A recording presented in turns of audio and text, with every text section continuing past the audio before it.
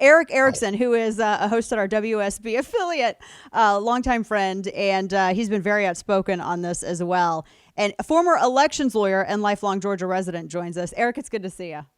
You too. I want you to know we were so in sync over the holiday period that we made the exact same chocolate pie recipe too. Are you serious? It was the exact same one from Serious Eats. Yes. Except I used a chocolate bar. Yes, it is amazing. Okay, so I have to ask. I know that we'll get to the meat and potatoes here in a minute. What kind of meringue did you do? I did the Swiss meringue that she recommended. It was incredible.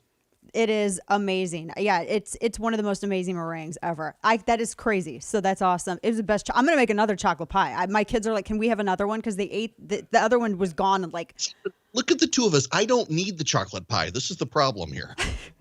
Everyone needs chocolate pie, and everybody knows that calories over the holidays don't count. You know this. It's science, right?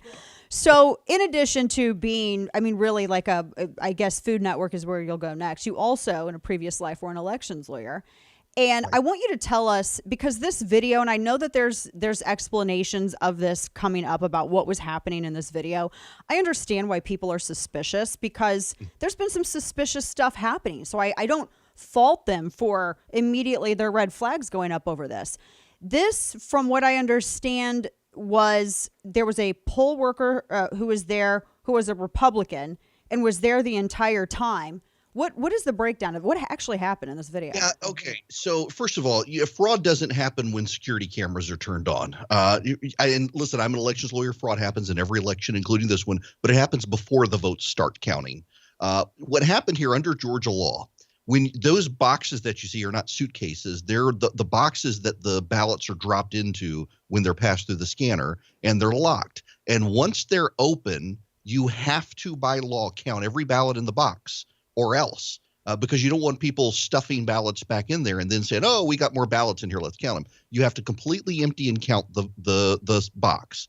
So what happened was, at about 10 o'clock that night, people were kind of punch drunk. They'd been there since 6 a.m. And again, I've talked to the people who were involved here. People are making mistakes. The ballots are jamming. They had to shut down for 2 hours because there was a cracked pipe and it was like raining in part of the building. It wasn't a flood like people said. It was just kind of dripping water everywhere. So they started sending people home. They didn't say we're shutting down. They just said we're going to leave a skeleton crew to finish counting the ballots in the boxes we've already opened. The boxes that you're seeing move around are by and large empty boxes. And they've taken the ballots out, and they've got to scan them by law before they go home. So you had a Republican there, the guy in the blue shirt, and he's watching them scan the entire time. When they're done scanning all the ballots, they don't open more boxes. They've moved some of the boxes around. They don't open them, though. They leave. That's what we're seeing. Unfortunately, I guess to try to generate some outrage, people exerted that security camera clip to 90 seconds when it's actually about a 2-hour process of getting rid of all the ballots that had already been opened. The important thing, though, is that they didn't count any ballots that had not previously been observed by the Republicans and Democrats before 10 p.m. when they started winding things down. And so, that's 90 seconds does not really totally do justice to 2 hours. What about this? Because there was a lot of back and forth as to claims that somebody told the Republicans that they could leave or go home. The Secretary of State was closing things down, and that didn't happen. What's the story with that? So there is some blame shifting, I think, going on. David Schaefer, the chairman of the Republican Party, says they said we're shutting down, everybody go home. What the chairman of the Board of Elections says, what the Republican observer in the room says, what the Secretary of State says, is they didn't say we're shutting down, everyone go home. They said we're winding things down. We're going to have a few people count the rest of the ballots, but people can start leaving if they want. And they were meaning the rest of the elections officials, and the Republican observers who were there in the room took that as everybody's going home, we'll go too. Yeah. And it's just, it does look, especially when, we know with watching the stuff come out of Nevada, and, I talked to Adam Laxalt about that and hearing some of those stories. There's a lot of, very concerning, things that were taking place. And I understand people's suspicions over it. Not everything is the gotcha moment, though. That's not to say that fraud has not happened and that nobody's tried to cheat, because of course there is, and of course they've tried, but maybe not so with this. Now, the other thing that's been happening, and I want to get to the Lynn Wood thing here coming up. Governor Kemp, your governor, came out and he said that he's calling for an audit of the signatures. and then said that the Secretary of State hasn't ordered it yet. Is there some discord happening there between the governor and Secretary of State? Everybody is in CYA mode right now. The Secretary of State actually doesn't have legal authority to do this unless a judge makes them. No one has notably filed a lawsuit to try to get a judge to do this, so the Secretary of State can't actually do it. One of it is a nuance in the law in Georgia that nobody wants to pay attention to. The time to inspect the signatures and the absentee ballots is up until 5 p.m. the day before the election. Now, none of the Republicans, including the Republican Party in Georgia, bothered to do that up until the day before the election. So now they're kind of scrambling. Oh, well, we need to be able to do this. We were shut out of the process. Now, the law actually says in Georgia, every county prints a list of all the people who asked for an absentee ballot, and you can go in and say, this guy shouldn't be on the list. He moved out of state, or this signature is suspicious, or this is missing a signature. And you got to do it by 5 p.m. the day before the election. No one bothered to do that. So now everybody's in blame somebody else mode. Did nobody bother to do it? Did they not have enough manpower to do it, or enough resource, or were they just that overconfident? I think the Republicans just kind of dropped the ball. Now, to be fair here, and some of the things that are left out of the conversation is in Georgia, there's no law that says you have to examine the signatures on absentee ballot applications. But there was so much worry by the Secretary of State that Stacey Abrams' group was trying to commit fraud that he actually ordered all of the local boards of elections to examine the application signatures, not just the ballot signatures. So then when the ballots came back in, they looked and make sure the ballot signature matched both the application signature and then either the voter registration card or a driver's license, whichever was most recently issued. So they did that through the Georgia Bureau of Investigation database. I've talked now, there are 159 counties in Georgia. I'm over 100 counties calling and just asking, and everyone says they did it. Wow. So, I mean, it really, because no one's denying that fraud took place or that Democrats didn't try to cheat. But not every instance is fraud, and sometimes it could be, unfortunately, incompetency. How much of this is on Raffensperger's plate? Well, people are interpreting incompetence as malice here. There's a lot of local incompetence in Fulton County where a lot of this stuff happened. Raffensperger, according to Georgia law, the Secretary of State's power doesn't begin until the day after the election. Until then, it's local governments who are in charge of everything, and some of these are Democratic counties. My real frustration with this is the fraud happens before Election Day. Right. Well, for example, 2,000 people were registered at a church in Atlanta, and that church has less than 100 members. How is that possible?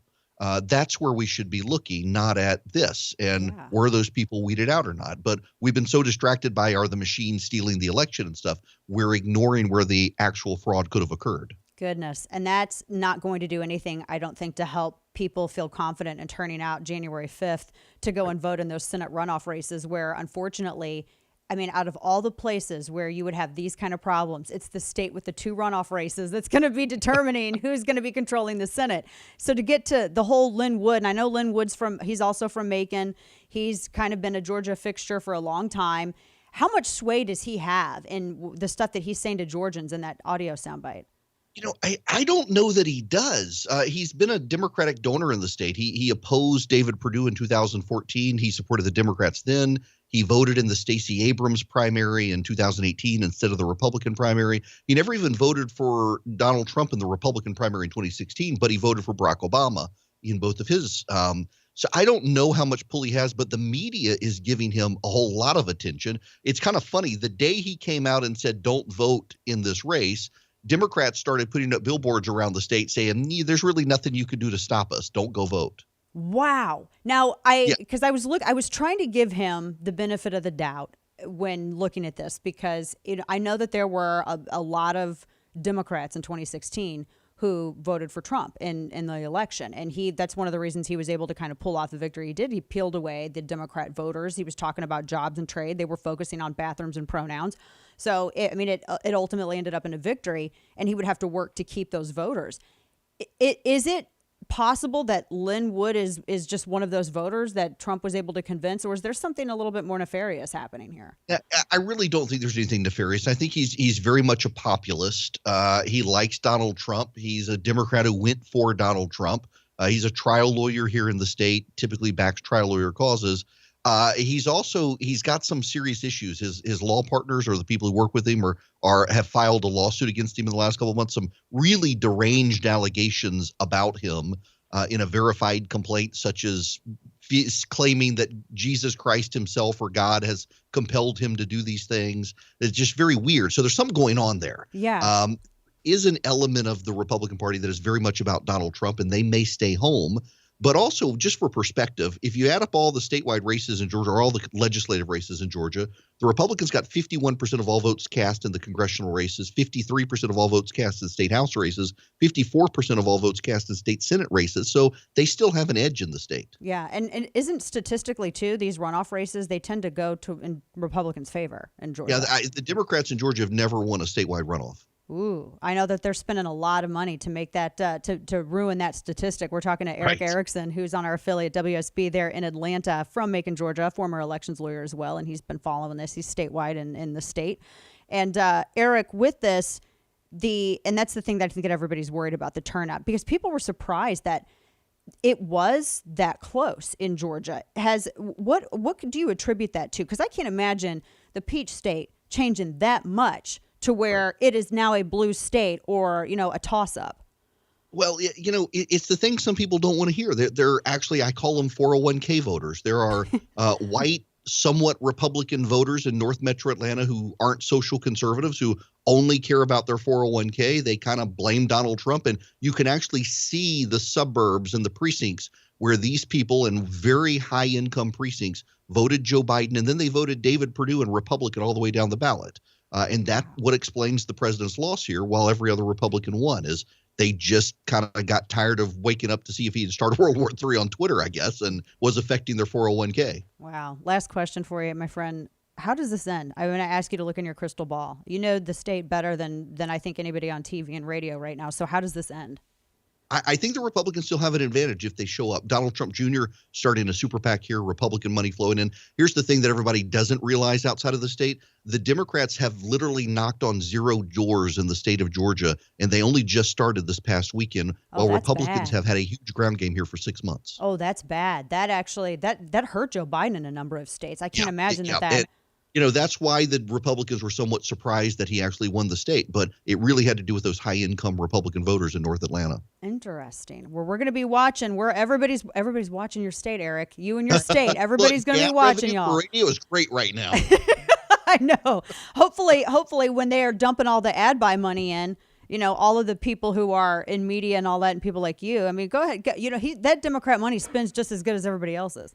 Absolutely. People hear these attack ads. I hear angels throwing pennies at me. That's how it works. Erick Erickson, always so good to talk with you. Hope you had a great Thanksgiving. My best to the family. Good to see you.